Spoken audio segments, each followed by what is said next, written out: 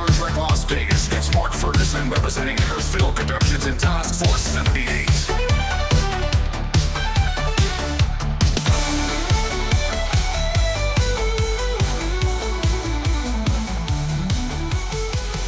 This is Steve Harry Harris and the Harrisfilm crew. Tonight we have Ken Mays and Kalua. So this is Dr. Jones, Mark Ferguson. I got a copper pass, which on the copper pass they give you a gold coin, and of course your pass you get to sit pretty close to up front. And they looked at the setup I have, the tripod and whatnot, and they said, "Well, are you a media?" And I said, "Well, I'm going to be reporting to my group about that, letting them know what I'm doing here." And they said, "Okay, you're press." So I'm sitting up front where the captain's chairs are. That's like a $1,500 seat, where my ticket's like a $130 or something like that. Wow. So I get kind of a front view up there, checking that out. And there's a lot of walk-ins, about 107 degrees outside. Very, very humid, and I was really surprised how dirty the streets are and whatnot. But yeah, so it's been a lot of fun so far. It's probably about a quarter of the amount of people that were here when I was here in 2017, and there was like 12,000 people that time. There's probably like a quarter of that here. And live on stage, they had John's Billingsley, the helmsman, and Malcolm. Yeah. They kind of talked about from back in the day when they were filming, and they talked about what they brought from their own character into those characters that they portrayed. Right. And that was really interesting to watch.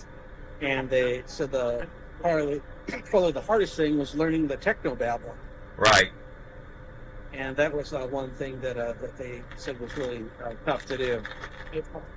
So actually, because tomorrow is when things really start to kick off. In the vendor's room, there's a row that goes all the way around the room of all these different actors from different series and people that are not Star Trek related at all that are there also. Like authors from different books and different series have kind of dovetailed into this. But I get to meet, I think Kate Mulgrew was Janeway, right? Yeah. So got to meet her. No one was at her table. She was just setting up, and dropped by there and said, "Hey, hello, how you doing?" I said, "I'm really glad you're here." I said, "I haven't been here in quite a while." She goes, "Well, I'm just getting set up, so if you want to sit around and chat for a moment, I'm okay with that." Oh, that's cool. So Wow. we chatted for a little bit, and she was saying that she was really looking forward to it, and she's been traveling a lot. She says, "I go to a lot of the conventions," and she says, "I really enjoy it." And so it was kind of nice to talk to her for a few moments. Did she say, there's coffee in that nebula? Yeah. Yeah. So for my wife, I got a photograph of her, and she goes, "Oh, you're going to have an autograph later with me?" I said, "Yeah." And then she goes, "Well, would you like to do a selfie?" Because they don't really charge for that, and there was nobody there. And I said, "Sure." So I did that, and I sent that to my wife. Wow. And that was pretty cool. Inside the convention, since I'm looking at myself over here, over in the corners, right around the corners where the Leonard Nimoy Theater is. And that's where I'm heading to next. And they're going to have some Star Trek trivia in there. And if you get to go up on stage, they whittle it down to so many people and they give you a prize or something. But tomorrow, Scott Bakula is going to be on stage, so I'm looking forward to seeing him. And met the guy that played Suru from Discovery. Oh, he's tall. Yeah, he's a tall guy. Very polite gentleman, very nice. Yeah. And so some of the lower known characters, or ones that don't have very high autograph value, allegedly, like guy that plays Harry Kim. He's going to be in there. His autographs are like $15 or something like that. And people, hey, go see this guy. You know, he's made an effort to come here like everyone else has. So go by and see him. But when I went to go see the guy that plays Pike, he was just coming back from being off stage, so I was standing there talking to him for a moment, and I said, "Well, what do you find really memorable about playing that role?" He said, "Well, talking to Leonard Nimoy." He said, "When I was in that part, to get my mouth to work the way it did, I had my mouth kind of taped with Scotch tape." And he said, Leonard Nimoy was standing next to me. He said, "Leonard Nimoy is such a method actor, you know. He always stays in character." And he was standing next to, waiting for their shoot. And then he says, "Oh, your mom and my mom are best friends. They live really close together." And then he looked at me, he did his eyebrow, and he said, "Fascinating." Oh, wow. So that he was telling a story about that. And he says, "Oh, well, he's doing around here." He says, "You want a selfie?" So that's when I say, No way. So I took a picture with him, and I talked to him for maybe 10 minutes, and then other people started gathering around. So I said, "Well, I'm going to let you go." And he says, "Oh, no, by no means. They can wait. Do you have anything else you want to ask me?" And he was just really polite. So there's a ton more to see and a ton more to do. Like I said, Scott Bakula tomorrow. Saturday is going to be the autograph with Kate Mulgrew, and then Sunday is with Shatner. Mm-hmm. And so they said those are, going to be very busy. You'll just stand there with your photo, click, and then move on because they have so many people. But the amount of people that are here are not as huge or as crowded as I thought it was going to be, which is kind of a benefit because the main hall that seats several thousand people probably is just a quarter of that is filled up.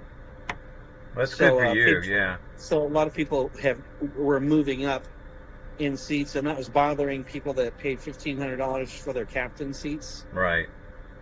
And so there's really nothing you can do, but people are moving up like that, I suppose. And then there's like a 10 forward section that they have set up here tonight, and they're going to have the Roddenberrys playing on stage. Oh, the musical group. Okay. Yeah, so they're going to be playing, and so far I'm just sticking to ice water and soda because that's probably the cheapest thing and safest thing to have. Right. But it's a blast. I hope on being able to report each day this week of what I found and what interesting little tidbits and maybe little Easter eggs around there.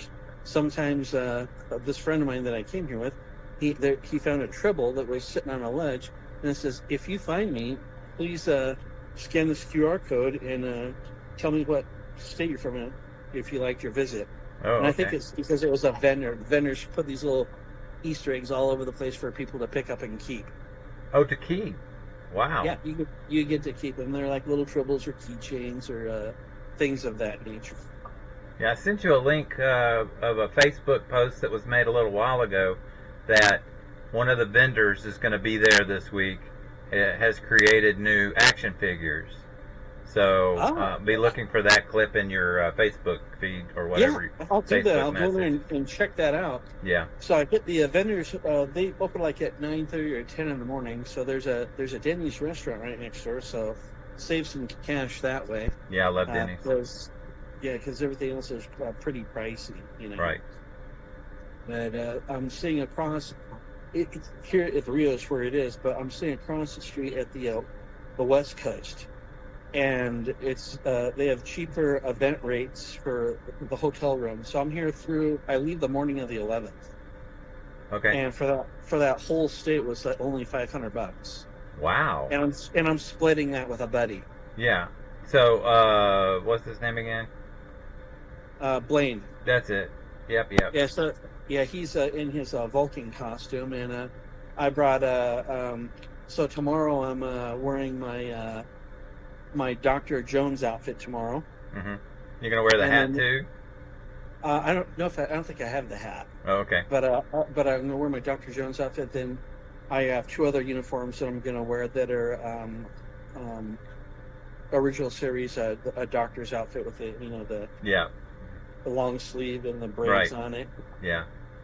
And just gonna check out the different things that they have. I'm gonna usually take a lot of notes, so I'm gonna write down some notes so I can better remember what I want to talk about. That's a good idea. But it's a blast. I'd like to meet some authors and talk to them. And I've been asking around if anyone else does fan films or if there's any people that are involved with that, just to kind of see what they're up to. But I haven't run into anybody. Yeah, I don't expect anybody from our fan film groups to be there this year. I don't remember anybody being invited, because usually when they're invited, they make a big deal, you know. But if you find any, let me know, because there are some new fan filmmakers who Well, tomorrow, may show up. Mark Sickle from Star Trek: The Family is having a get together for $15 for lunch and a photo op with as many people as that you can gather. Yeah, I know him. You should do that if you can. Yep, and I'm going to do that. Then Philip Morgenthaler, he's with Star Trek: The Fleet, and he is kind of like the admiral of a bunch of chapters. Like there's one Right. in our area in Olympia that we barely got started, and tomorrow they're going to have a photo op with all the different chapters. Good idea. I like that. So that's going to be fun too. And he has his own booth set up, and they're doing a thing to go around and do like a bingo, and you go to these different places and get stamps. You come back to them and put in for a drawing. Very smart of him to do that. Yeah, I like that too. Yeah, and of course Those are all neat little these perks. fan groups are free. Yeah. And free to join and free to be a part of and whatnot. I did the only thing that I really invested money-wise was just the picture of the original Pike and William Shatner to get those signed. I got part of it signed, then William Shatner will sign on Sunday. Right. But other than that, you stand a better chance of getting like 30 or 40% off on Amazon than here. Right, that's true. And But it's on the last- experience. It depends on your point of It view. is. You know. It is. They get some cool props. I'm going to pick up something for my wife probably. She said, well, give me some Chateau Picard. Oh, So I might do that. interesting. So I don't know if you can put that on a plane or not. I think it's probably cheaper to order that, but it's the experience. And they have a bottle of it says Romulan ale. I thought, well, if I could get it on a plane, if that's okay, I might, but we'll see how that goes. Ask them if they can ship it and how much it would cost to do it that way. It's probably safest. Mm-hmm. And probably these vendors are vetted, okay? It's not like they're Yeah. going to rip you off and get away with it. Oh, no. You know what I mean? So they're not going to do that intentionally. If there's a problem, they'll make it right. I was asked, some of them are local, and then one guy said, well, I'm from New Jersey, and he said, I have my stuff shipped here 2 weeks prior, Mhm. and then it's waiting for me here in storage when I get here, and then he says, I bring over some friends and whatnot, they fly out here with me, they help me set up, they help me tear down. He goes, it's quite the deal putting things together. I imagine it would be. It's almost like having to build a set overnight and then take everything down at the end of the show, at the end of the week. Absolutely. That's a lot of work, and I admire that they've got the stamina and the enthusiasm to do that kind of a thing. So thank them. Thank them So for I being think- there. I think tomorrow I'll start out from, I'll be in a Borg alcove getting charged up. Yeah. Okay. Yeah, I saw that earlier. That was a good photo. Yeah, that's kind of fun. It's just immense and lots to do, lots to see, lots of panels. So I like listening to the different things that people have to say. They had tomorrow they're having some the science behind Star Trek and scientists and people whatnot that they've gotten advice from. They're going to have a Q&A for them. That adds realism to the show. Yeah, and I appreciate that. It does. So I'll report back to you guys tomorrow. Okay. About the same time. It's kind of quieting down here now, but tomorrow, since when things kick off, it'll probably be a lot busier. So people are being really respectful and walking around and whatnot. Nice people everywhere. I'll tell you, it's waiting in line. It's really interesting meeting people, but I already had my ticket ahead of time, so I just waltzed right to the line. There was hundreds of people lined up, and I already had my band. Yeah. That I got a week ahead of time, and then boom, just went straight through. So Speed line. I love the speed line. Yeah. Oh yeah. Yeah. I feel like the fast pass at Disneyland. Well, thank you for calling in and representing Harrisfilm Productions. Oh, you bet. All right. So this is Dr. Jones, Mark Ferguson, signing off, and I'll talk to you guys soon. All right, buddy. Hope to see you tomorrow. Okay, bye. Good night, Mark. Until then, live long and prosper.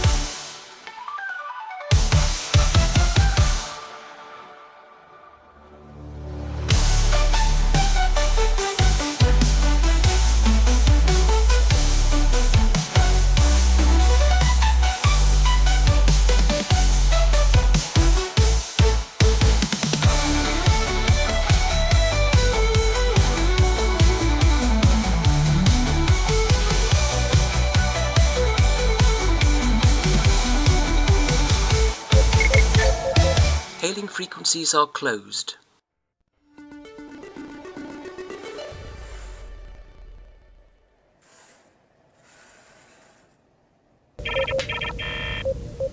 Transmission complete.